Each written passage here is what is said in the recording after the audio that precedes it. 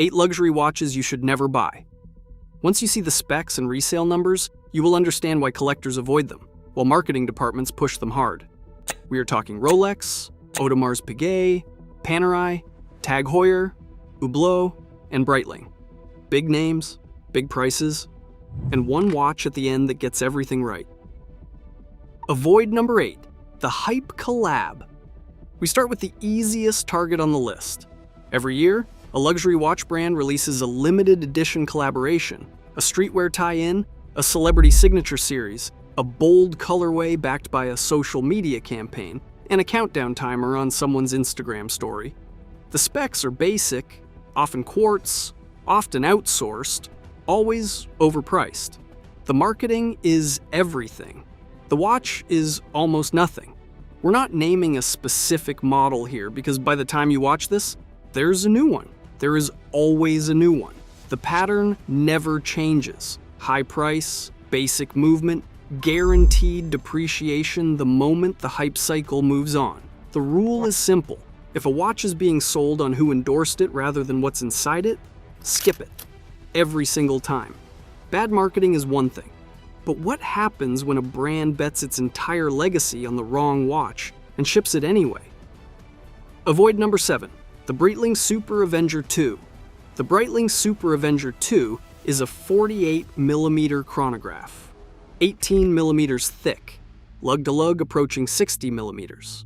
It was designed in an era when watch brands were in an arms race to see who could build the most aggressively oversized piece possible. That era is over. On paper, it is a serious pilot's watch with serious tool watch credentials. On the wrist, it looks cartoonish on most people and completely unwearable on many. Reviews describe it as massive, not in the impressive way, but in the impractical way. Trend-driven oversizing that felt bold in the mid-2000s now just feels dated.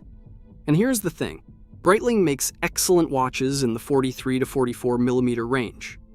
The Avenger 43 gives you proper tool watch specs, balanced proportions, and genuine Breitling DNA without requiring its own boarding pass.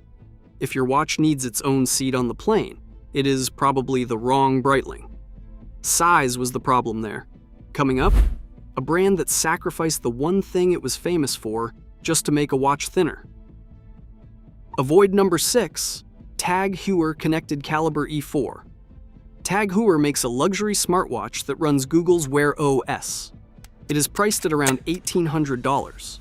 It offers sport tracking, Tag-branded watch faces, and a case that looks convincingly like a real timepiece from across the room. The problem becomes clear the moment you ask, what does it actually do? Digital Trends answered that question directly. At $1,800, the Connected Caliber E4 does not do anything an Apple Watch or Galaxy Watch cannot do. And in some areas, it does less. Wear OS lags Apple's ecosystem. The watch cannot even take calls in certain configurations. For anyone buying it purely as a tech device, cheaper Wear OS alternatives do the same job. But here's the deeper problem. A mechanical watch can be serviced in 10 years. A Tag Carrera can be passed down. Your $1,800 smartwatch will be e-waste before the decade is out. If you want tech, buy an Apple Watch. If you want horology, buy a Tag Aquaracer. Whatever you do not pay luxury prices for disposable technology. Disposable tech at luxury prices is one way to burn money. Here's another. Paying for a famous name on a watch that is quietly forgotten at full retail. Avoid number 5. Tag Heuer Formula 1 Quartz. 2. Tag Heuer's on the list, because apparently once was not enough. Tag Heuer and Formula 1 go together like racing stripes and questionable spec sheets. The marketing is slick. The partnerships are real, and every year, a wave of first-time buyers picks up a Formula 1 quartz as their entry into Swiss luxury. Reality sets in.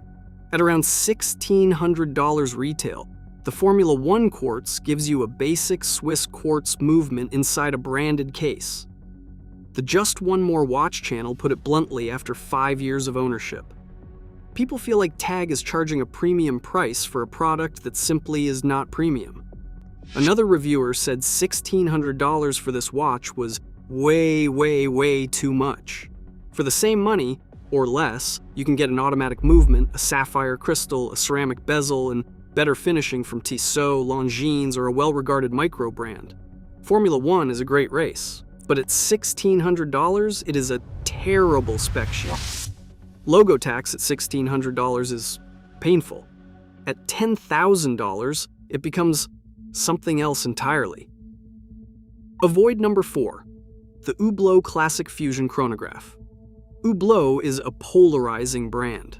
Some people love the bold aesthetics, the porthole design, the celebrity associations. Fair enough.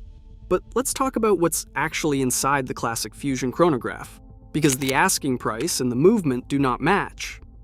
At around $10,000, many Classic Fusion Chronograph references are powered by an ETA or Solida base movement. These are reliable, perfectly decent Swiss calibers used widely across the industry, often in watches costing $1,000 to $2,000. Bark and Jack put it plainly, charging 10 grand for a watch powered by an ETA is moronic. Independent reviews describe the Classic Fusion as objectively overpriced when set against what Omega and Rolex deliver at similar prices. And the depreciation is brutal, some of the steepest in the segment. Hublot consistently appears on worst watch investment lists for exactly this reason. Why pay Royal Oak money for an ETA in a fashion case? For the same budget, an Omega Seamaster or a Rolex Oyster Perpetual gives you an in-house movement, better resale, and a watch that actually earns its price tag. Overpaying for what is inside a watch is frustrating. But the next brand went further. They stripped out the most important spec on the outside. Avoid number 3, Panerai Luminor Du. Panerai built its entire identity on military dive watches, Italian Navy, tool watches tough enough for underwater combat missions. That heritage is exactly why people pay Panerai prices. Someone at Panerai decided to make the Luminor slimmer, dressier, and more wearable under a shirt cuff.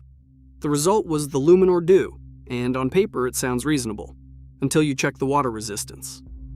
30 meters on a Panerai. The brand that built its reputation on watches rated to 100 meters minimum now sells a Luminor that taps out at the shallow end of a swimming pool. Bob's Watches flagged it directly. To hit those slim proportions, Panerai stripped the water resistance down from their own standard. Community threads on dedicated Panerai forums called it a weak spec watch playing dress up. And they are not wrong. If you want the Panerai story, the real one, the Luminor Marina or the Submersible, gives you the look with the specs to match. Do not buy the one that taps out at 30 meters. A brand betraying its own DNA is bad. What's worse, a legendary name selling a watch that its own market simply does not want. Avoid number 2, Rolex Cellini. Let's talk about the Rolex nobody wants to buy. That is not a hot take. That is literally how market analysts describe it. While Submariners sell for double retail, and while GMT Masters have years-long waiting lists, the Cellini sits quietly in display cases at authorized dealers. Available. Waiting. No queue, no premium, just velvet and overhead lighting. The Cellini is Rolex's pure dress watch, with precious metals, polished surfaces, and a minimalist dial. It is named after Renaissance artist Benvenuto Cellini. It is a genuinely beautiful, finely finished timepiece. But beauty is not the point here. The point is that most people buying a Rolex want the Rolex effect. The instant recognition, the strong resale, the waiting list mystique. The Cellini delivers none of that. Older references have traded below their own gold value. Even newer pieces lag behind the sport models in every meaningful market metric. You are paying Rolex prices for a watch that behaves nothing like a Rolex on the secondary market. The Datejust, the Day Date, even the Oyster Perpetual, all of them are smarter buys than the one Rolex that nobody fights over. Rolex selling a watch nobody wants is remarkable enough. But our number 1, a brand that launched something so controversial, the entire watch world turned against it on day 1. Avoid. Number 1, Audemars Piguet, code 1159. And here we are, watch number 1. The most expensive mistake on this list. Audemars Piguet is one of the most revered names in all of horology. Their Royal Oak changed the entire industry. So when Audemars Piguet announced a brand new collection in 2019, their first major new line in decades, the watch world held its breath. What they got was the code 11.59. And the reaction? Brutal. Quill and Pad described the initial reception as extremely negative online. Watchfinder documented the backlash as Audemars Piguet doing something big that received not quite the response they expected. Monochrome called it one of the most controversial watches of all time. Critics called it bland and confused, a generic round dress watch charging Royal Oak money without Royal Oak status. Here's the core problem. If you drop 5 figures on Audemars Piguet, you want a watch the world recognizes. You want a watch with secondary market muscle. You want a watch that does not need a redemption arc just to be taken seriously. The code 1159 needed all of that. The Royal Oak never did. If you're going to spend Royal Oak money, buy the Royal Oak. The one you should buy, Tudor Black Bay 58. After 8 watches that disappoint, here's one that delivers. The Tudor Black Bay 58. 39 millimeters, just under 12 millimeters thick, 200 meters of water resistance.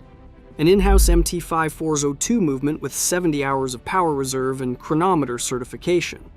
A design rooted directly in Tudor's 1950s Submariner references. Slim, purposeful, and effortlessly wearable on almost any wrist. Beyond the Dial called it the completion of Tudor's dive watch circle back to its roots. A blog to watch noted that the move to 39 millimeters and 12 millimeters of thickness results in a watch that simply feels right. Long-term ownership reviews still describe it as one of the smartest buys in its price segment. Vintage charm, modern build, and serious mechanical credentials at a price well below the Rolex tier. It is the direct answer to everything on this list. Compare it to the Hublot Classic Fusion, same price range, but the Black Bay 58 gives you an in-house movement and real heritage instead of an ETA in a fashion case. Compare it to the Tag Formula 1 quartz. Spending a little more unlocks actual horology. Compare it to the Breitling Super Avenger 2. 39 millimeters proves you do not need 48 to make a statement. Good proportions age better than big ones, every single time. Like and subscribe for more.